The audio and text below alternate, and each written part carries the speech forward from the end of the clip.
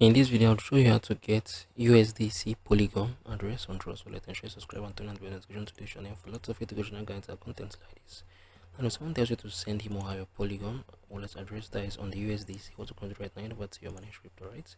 Come on here, type in the USDC. Once you have typed it in, it's going to display right now, and we want to send the person the USDC Polygon wallet address, right?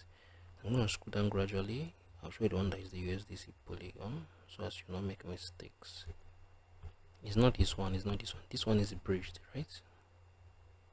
I'll show you the one that is okay. This one is the one on Ethereum, that is bridged from Ethereum. This one, okay, I think is, yeah, it's this one.